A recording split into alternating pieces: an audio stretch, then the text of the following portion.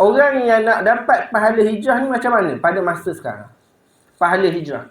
Maka Nabi SAW sebut al-muhajiru man hajara ma nahallahu anhu. Orang yang hijrah sebenar adalah orang yang meninggalkan perkara yang dilarang oleh Allah daripadanya. Baik itu kita kata orang artis-artis contohnya. Bila dah pakai tudung dikatakan artis berhijrah. Yang lelaki pula bila dah pakai kopiah, pakai baju Melayu, pergi solat, berjemaah dan sebagainya, orang kata artis berhijrah. Hijrah apa tu? Hijrah daripada perkara yang dilarang oleh Allah Subhanahu Wa Taala. Maknanya sebelum ni dia hidup dalam keadaan yang mana mungkin kita sebut melakukan banyak dosa lah. Sentuh lelaki perempuan, tak tutup aurat dan sebagainya, ada dosa.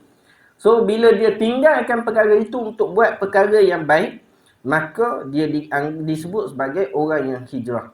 Kerana hijrah itu adalah hijrah yang mana mendapat pahala di sisi Allah Subhanahu Wa Taala. Jadi sebab itu dalam hadis yang lain Nabi SAW kata, niat orang mukmin itu lebih baik daripada amalnya. Macam mana niat orang mukmin jadi lebih baik pada amal? Kata para ulama, amal manusia ni dia terhad. Solat contohnya. Kita nak solat kalau boleh nak solat banyak. Tapi kalau tidak malas, sakit. Masa sihat, malas. Masa rajin, sakit. Dia dah tahu dulu tu. Masa umur belasan sampai 30-an, sihat tapi malas. Bismillahirrahmanirrahim. Alhamdulillahi rabbil alamin. Wassalatu wassalamu ala asyrafil anbiya wal mursalin wa ala alihi wa sahbihi ajma'in. Rabbi shrah li sadri wa yassir li amri wahlul 'uqdatam min lisani yafqahu qawli. Assalamualaikum warahmatullahi wabarakatuh. Alhamdulillah, syukur kita pada Allah Subhanahu Wa Taala dengan limpah kurniaannya dapat kita pada pagi tengah hari petang lah. Petang ini untuk kita sama-sama mempelajari dan memahami hadis-hadis Nabi SAW. Terima kasih pada Tuan Hazri, Tuan Hazri yang menjemput saya dan juga warga maritim semua.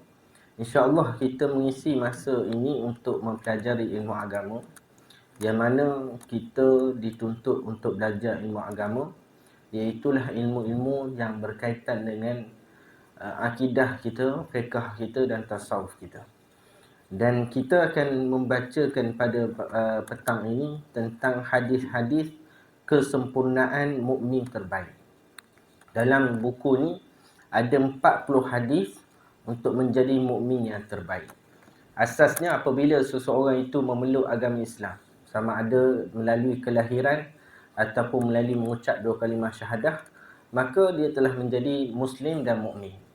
Cuma di sana ada perbahasan ulama bahawa mukmin ataupun keimanan itu ada tingkatnya. Bila kita jadi mukmin, maka mukmin yang biasa dengan mukmin yang luar biasa itu ada perbezaan. Dalam Al-Quran dan hadis mengisyaratkan bahawa ada keimanan ataupun cabang-cabang iman yang perlu dipenuhi sebagai seorang Islam. Antaranya adalah disebut di dalam hadis Nabi SAW, iman itu ada beberapa cabang. Dia ada lebih kurang 77 cabang.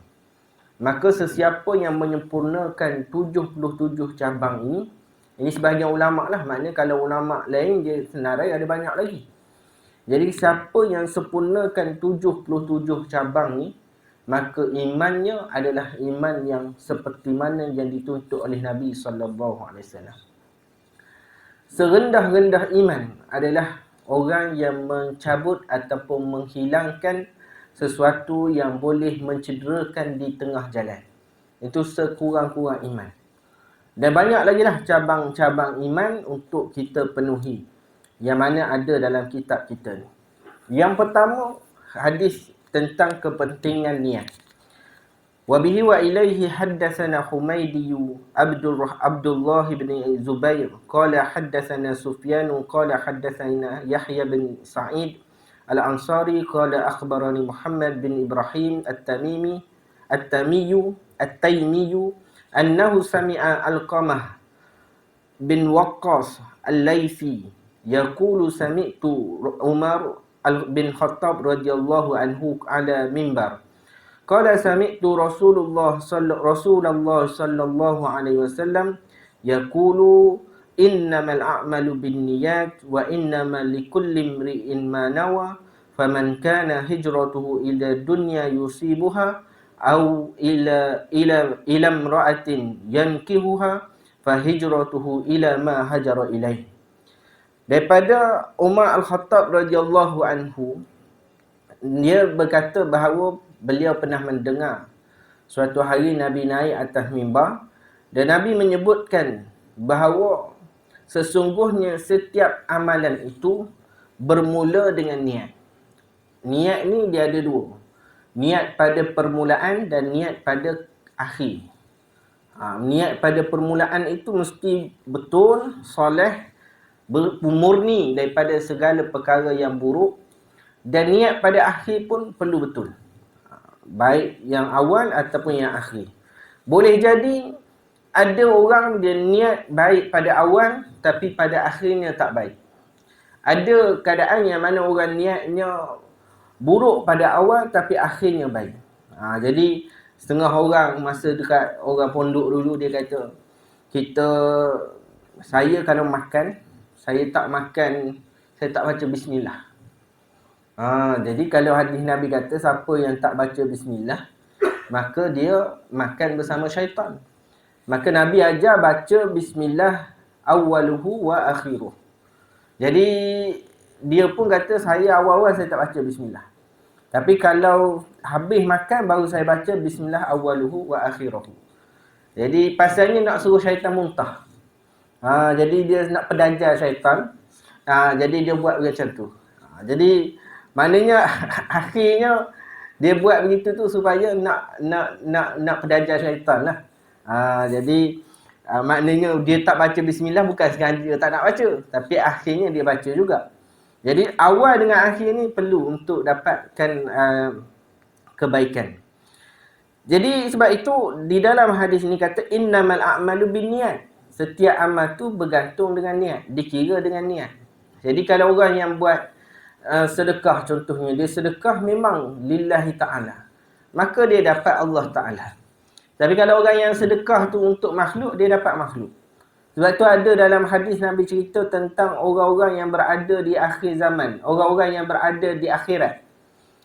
Orang yang dia ada dekat akhirat, mungkin proses hisab ataupun mizan. Maka ketika itu datang seorang lelaki yang mana dia ni dikenali sebagai seorang dermawan, orang kaya dermawan.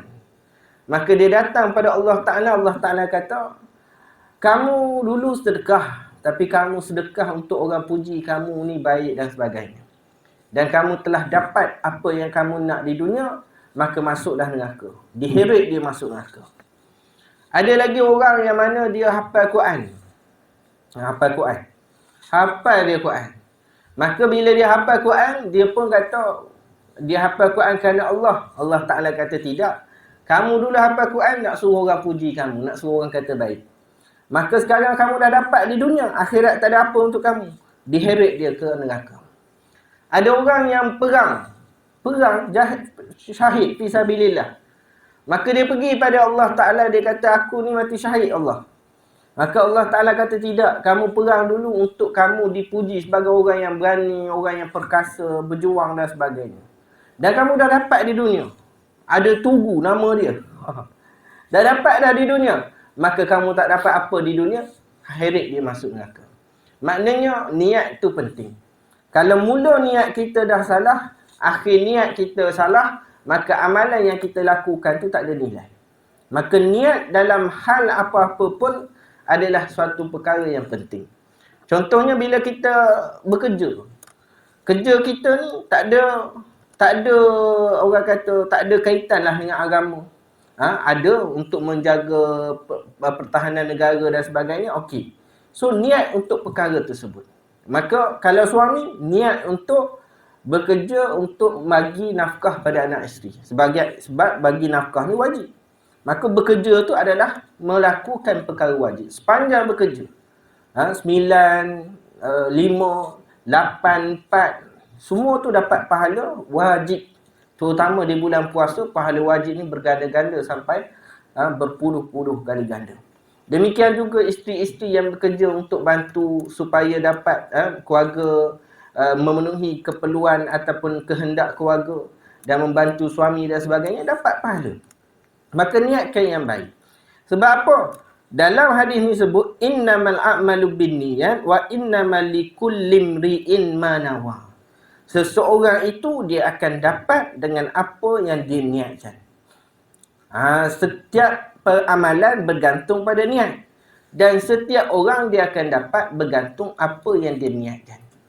Dia niat apa, dia akan dapat. Yang tu yang kisah tadi tu. Dia nak dunia, dia dapat dunia. Dia nak akhirat, dia akan dapat akhirat. Contohnya Nabi kata, faman kanat hijratuhu ila dunya yusibuha au ila imra'atin yankihuha fa hijratuhu ila ma hajara ilaih. Sesiapa yang hijrah. Hijrah ni amalan yang besar. Besar amalan. Kerana apa? Hijrah ni kita tinggal seluruh harta kita, rumah kita, segala. Kalau orang tu ada 50 bidan tanah, 70 ekar tanah, kebun lah apa, ataupun kata ada binatang-binatang ternakan, tak boleh bawa masa hijrah tu. Maka dia tinggal semua ni. Dia tinggal. Orang yang tinggal semua untuk hijrah, dia dapat pahala yang besar. Sebab itu ada beza antara kaum yang berhijrah dengan kaum Islam yang tidak berhijrah. Sebagian ulama kata orang sahabat-sahabat yang berhijrah dan yang berkait dengan hijrah. Sayyidina Ali dia tak hijrah lagi, tapi dia berkait dengan hijrah. Selepas tu baru sebahagiannya mengosongkan Mekah pergi hijrah. Maka dia punya kedudukan di sisi agama adalah lebih tinggi daripada orang yang masuk Islam selepas Fatah Mekah. Selepas pembukaan kota Mekah tu baru dia masuk Islam.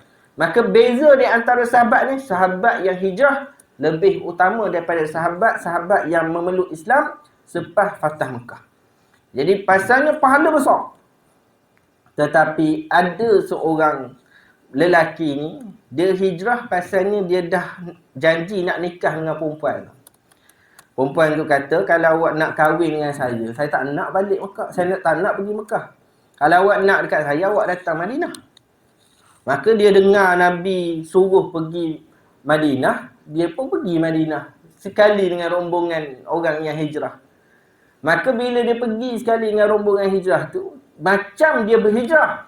Tapi sebenarnya dia bukan hijrah, dia nak nikah. Maka pahala hijrah yang besar tu dapat tak?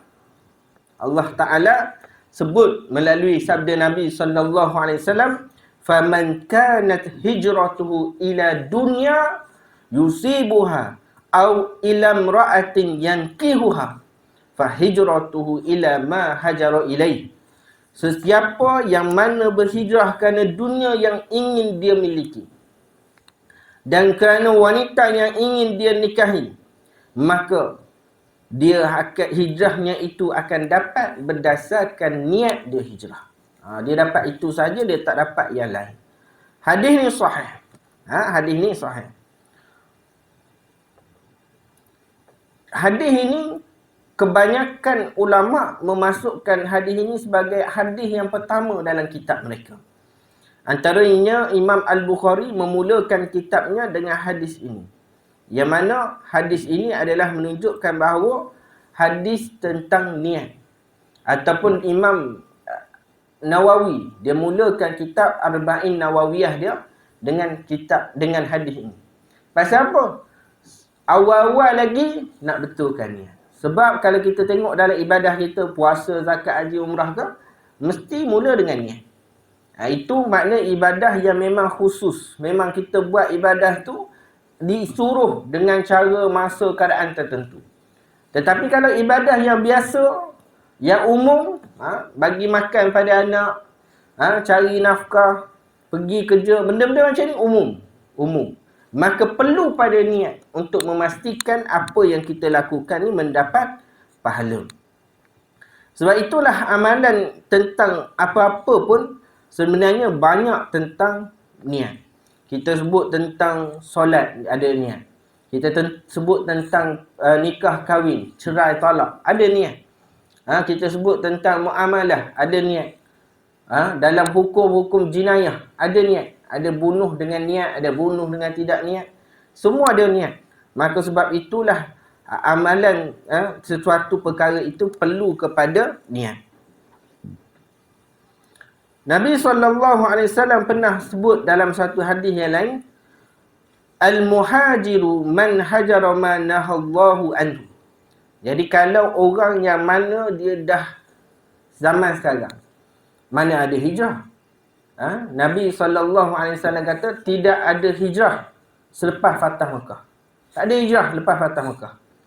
Kenapa apa? Kerana proses untuk hijrah tu tak ada dah. Buka dah Mekah, maka umat Islam bebas. Nak duduk Mekah boleh, nak duduk Madinah pun boleh. Maka orang yang nak dapat pahala hijrah ni macam mana pada masa sekarang? Pahala hijrah. Maka Nabi SAW sebut Al-muhajiru man hajara ma nahallahu anhu. Orang yang hijrah sebenar adalah orang yang meninggalkan perkara yang dilarang oleh Allah daripadanya. Baik itu kita kata orang artis-artis contohnya. Bila dah pakai tudung dikatakan artis berhijrah. Yang lelaki pula bila dah pakai kopiah, pakai baju Melayu, pergi solat, berjemaah dan sebagainya, orang kata artis berhijrah. Hijrah apa tu? Hijrah daripada perkara yang dilarang oleh Allah Subhanahu Wa Taala. Maknanya sebelum ni dia hidup dalam keadaan yang mana mungkin kita sebut melakukan banyak dosa lah. Sentuh lelaki perempuan, tak tutup aurat dan sebagainya, ada dosa. So bila dia tinggalkan perkara itu untuk buat perkara yang baik, maka dia disebut sebagai orang yang hijrah. Kerana hijrah itu adalah hijrah yang mana mendapat pahala di sisi Allah Subhanahu Wa Taala. Jadi sebab itu dalam hadis yang lain Nabi SAW kata, niat orang mukmin itu lebih baik daripada amalnya. Macam mana niat orang mukmin jadi baik, lebih baik pada amal? Kata para ulama, amal manusia ni dia terhad. Solat contohnya. Kita nak solat kalau boleh, nak solat banyak. Tapi kalau tidak malas, sakit. Masa sehat, malas. Masa rajin, sakit. Dia dah tahu dua tu. Masa umur belasan sampai 30-an, sehat tapi malas. Bila dah umur pencen bila pencen? Maritim? 60. Dah umur 60. Pergi masjid selalu. Rajin dah nak ibadah. Tapi penat. Sakit. Macam-macam lah. Jadi terhalang untuk ibadah. Maka orang yang mana terhalang untuk ibadah ni memanglah terhad. Kita nak buat ibadah apa pun terhad. Kalau orang yang betul rajin dan kuat sekalipun, rajin dan kuat, maka dia pun terhalang dengan masa, dengan lapar dan sebagainya. Tapi niat orang mukmin dia boleh banyak. Boleh banyak.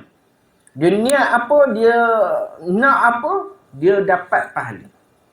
Sebab itu ada keistimewaan kepada umat Nabi SAW, iaitu umat Nabi ni kalau dia niat perkara baik, maka dia dapat pahala. Tetapi kalau dia niat untuk buat perkara buruk, dia belum dapat lagi dosa. So banyakkan niat yang baik.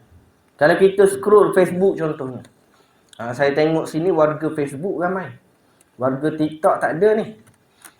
Jadi bila kita scroll Facebook tengok ada iklan umrah, kita niat nak pergi umrah tahun ni. Scroll lagi Facebook ada iklan pengajian, kita niat nak pergi pengajian. Scroll lagi tengok ada majlis zikir, majlis selawat, niat nak pergi majlis zikir. Maka ini semua dapat pahala di sisi Allah Subhanahu Wa Taala. Cuma niat ni dia ada beberapa tahapan. Tahap. Ada sekadar lintasan hati. Kalau sekadar lintasan hati belum dapat pahala. Niat yang betul adalah niat dengan azam. Niat dengan azam. Manakah satu niat yang kuat. Sebab itu sebenarnya kita bahas tentang niat ni contoh dalam solat. Seorang yang solat, bila dia ada niat untuk batalkan solat dia. Kita duduk solat ni dekat rumah. Hari Sabtu malas nak masak tengah hari. Orderlah dekat Grab. Bila order dekat Grab, kita tunggu, tak masuk. Tak sampai-sampai. Maka kita pun solat dulu Zuhur. Bila solat Zuhur, kita kata, kalau Grab ni datang, aku kena berhentilah solat. Maka niat itu telah membatalkan solat ni. Dia panggil taklid dalam solat.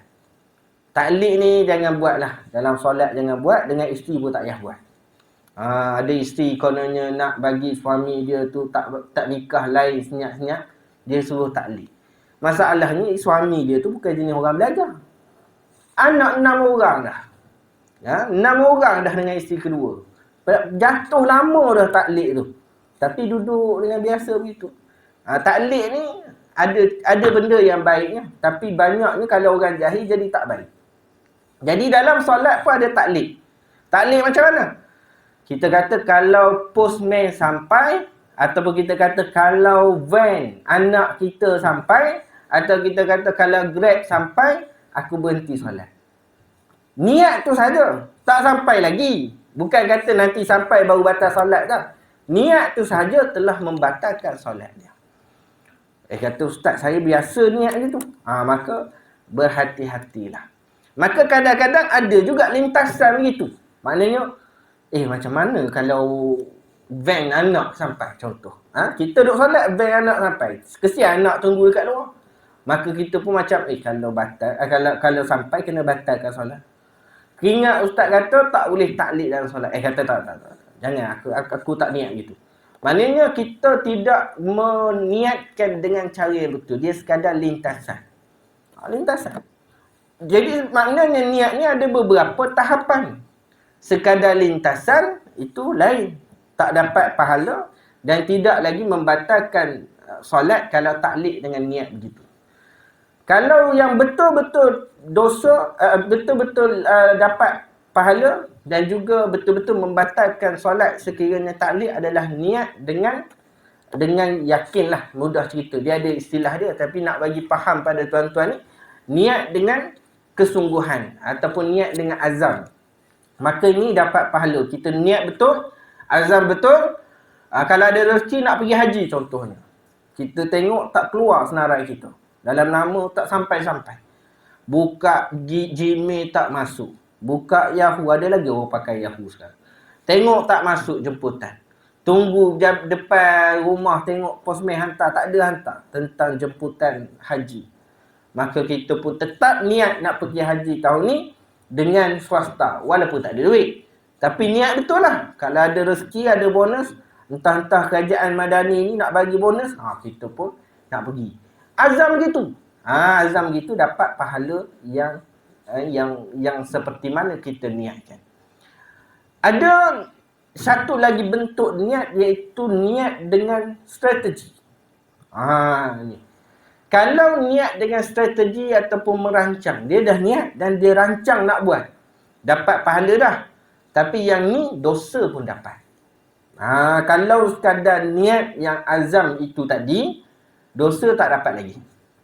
Tapi kalau dah merancang untuk buat maksiat, maka dosa telah dapat. Pahala memang dapatlah. Dosa telah dapat. Maknanya dia dah rancang nak buat maksiat tersebut. Contoh saya, baru ni 13 Januari, kita pergi majlis selawat dekat Masjid Tuanku Mizan. Rupa-rupanya dalam 10,000 jemaah yang hadir, ada pencuri. Ada pencuri yang hadir bersama. Dia dah rancang lah. Dia nak pergi dekat mana? Nak ambil masa duduk ke ataupun ambil masa bangun? Dia dah rancang. Masa kita bangun, saya dengan beberapa orang iring VVIP. Antara yang ada Menteri Agama, Ketua Imam ataupun Imam Besar Masjid dengan jemputan Syekh Nuruddin. Kita nak iring ni. Masa kita nak iring, orang nak datang nak bersalam. Maka ketika orang datang nak bersalam apa semua ni, rupa-rupanya dia ikut daripada belakang. Dia ikut daripada belakang. Bila kita ni duk iring, dia bertempuh, berlanggar. Jadi kita memang tak rasa pun orang ambil. Sebab ni memang kita tengah berlanggar dengan orang. Dia pun ambil dompet. Dia hilang dompet, kawan saya hilang dompet. Satu lagi pelajar UPM hilang dompet. Dan satu lagi pengiring Syekh hilang iPhone. Dan katanya masjid ada satu orang lagi hilang RM600. Tak tahu orang sama ataupun tidak. Tapi iPhone tu setelah ditrace, esoknya dah ada KLIA. Lusanya dah tengok sampai dekat Lahore, Pakistan. Bila kita cek gambar, nampaklah ada seorang yang rupa-rupa Pakistan, tangannya duduk begini. Betul-betul poket kanan yang kawan tu letak dompet.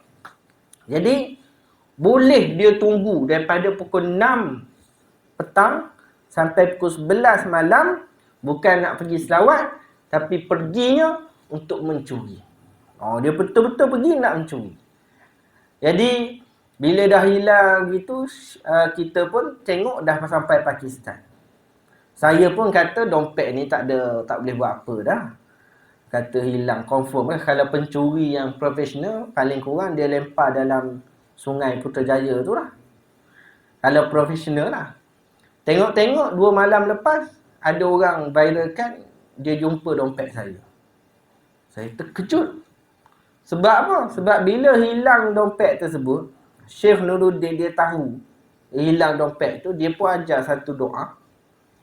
Yang mana doa tu dia kata baca banyak kali, insya-Allah dapat. Saya kata yakin betul Syekh ni. Confirm dapat ni. Saya pun bacalah. Tapi kita kata, masuk Sungai Putrajaya dah dompet aku ni. Kita baca juga. Tapi kata tak dapat. Kata tak dapat. Tengok-tengok 2 malam lepas, ada orang viral dekat Facebook, rupanya dia jumpa dompet saya. Pergi ambil dompet. Pergi ambil, kata tak dapat apa dah. Ambil dompet, rupa-rupanya yang dia ambil hanya duit saja, 120. Yang lain daripada tu, semua ada. IC, lesen, kad bank. Kad bank ni semua tak boleh pakai lah, semua blok dah. Dan kad access card dan sebagainya semua ada. Kata semua ada, bagus juga ni. Yang saya takut tu kad nikah. Tak ada kad nikah ni, kena nikah seorang lagi lah. Jadi tengok-tengok alhamdulillah ada kad nikah. Dia kad lain dia boleh buat kan. Kad lain semua boleh buat kat sini. Kad nikah ni kena buat negeri yang kita nikah. Kata penat nak balik semula. Tapi dapat kad nikah, jadi tak payah nikah lain lah. Yang saya lagi terkejut, dalam dompet saya ni ada satu kad, dalam kad tu ada 1 gram emas. Nilai sekarang mungkin 380. Ada 1 gram emas. Dan masih ada lagi dalam tu. Kata power betul ayat ni. Dapat balik. Siapa nak minta ayat tu boleh minta lain kali lah. Kena jemput balik baru kita bagi ayat tu insya-Allah. Tu dia. Jadi rupanya dapat balik. Tak sangka betul lah. Tapi dalam dompet saya tu ada juga IC beberapa dokumen orang lain. Ada pelajar UPM dokumen dia. So kejap lagi ni saya nak pergi hantar pada dia. Alhamdulillah lah rezeki semua ada balik. Tak sangka. Saya kata kalau dah hilang dompet ni tak nak pakai dompet dah. Kira pakai beg je lah. Ada balik dompet. Boleh kena pakai balik lah. Syukur alhamdulillah. Nak ceritanya tadi tu orang tu dia duduk dalam majlis selawat tu. Selawat tu sebanyak 2,500 selawat. Dengan 10,000 orang peserta, jemaah yang berselawat, pahala-pahala yang terkumpul adalah 25 juta ke 2,500,000. Dengan 10,000 orang peserta tu. Tapi yang kawan tu pergi nak mencuri, langsung tak dapat pahala selawat. Yang dia dapat apa? Dia dapat dosa. Pahala tak ada. Niat tu dia dah rancang dah nak pergi ke mana. Sebab dia cerdik juga, dia tak pergi ambil orang lain punya, dia pergi ambil yang pengiring punya. Sebab pengiring ni tengah berasak dengan orang kan. So dia tak ambil orang lain, yang 3 orang yang kena, saya dan 2 orang kawan lagi, pengiring. Kita duduk dekat-dekat. Saya rasa orang yang sama. Gambar pun ada, tapi boleh buat apa, dah sampai Lahore. Takut maritim boleh pergi tembak dia, boleh ke? Imam Ghazali mengatakan bahawa amalan yang berkait dengan niat ada 3 jenis. Yang pertama, ketaatan. Maknanya amalan yang berkait dengan ketaatan kepada Allah dan Rasul dapat pahala dengan niat untuk taat. Yang kedua, larangan. Maknanya larangan ni kita menghindari perkara yang dilarang oleh Allah Ta'ala, dapat pahala. Pahala meninggalkan perkara haram ni bukan masa kita duduk dalam surau ni. Pahala meninggalkan perkara haram ni ketika boleh buat perkara haram dan kita tinggalkan. Itu yang dapat pahala. Maka orang yang niat tinggalkan perkara yang haram kerana Allah, dia dapat pahala. Tapi kalau dia dah tengok dompet tu dekat situ, dia dah nak ambil, tapi dia tengok imam ada, dia tak jadi ambil. Tak jadi ambil tadi bukan kerana dia niat nak menghindari perkara yang haram, tapi kerana takut kantoi. Jadi sebab itu, dia tak dapat pahala. So, niat pada meninggalkan perkara haram tu dapat pahala. Dan yang ketiga adalah amalan harus, iaitu kebiasaan manusia jika diniatkan akan menjadi ibadat. Makan, pasalnya nak ada tenaga untuk ibadah. Berjalan, pasalnya nak latih stamina supaya dapat ibadah. Ni sukan semua kan. Bersukan untuk tingkatkan stamina, pasalnya nak dekat dah Ramadan. Kita kata 30 hari Ramadan tahun ni, aku nak solat 20 rakaat. Maka kita pun bersukan daripada sekarang, dapat pahala. Semua ni perkara harus. Perkara harus diniatkan sebaik mungkin. Semuanya dapat pahala di sisi Allah Subhanahu wa Ta'ala. Kemudian, kita habis apa? Dah habis tu? Okey. Dalam hadis Abu Hurairah radhiyallahu anhu daripada Nabi sallallahu alaihi wasallam qala al-imanu bid'un wa sittuna syu'batan wal haya'u syu'batun minal iman.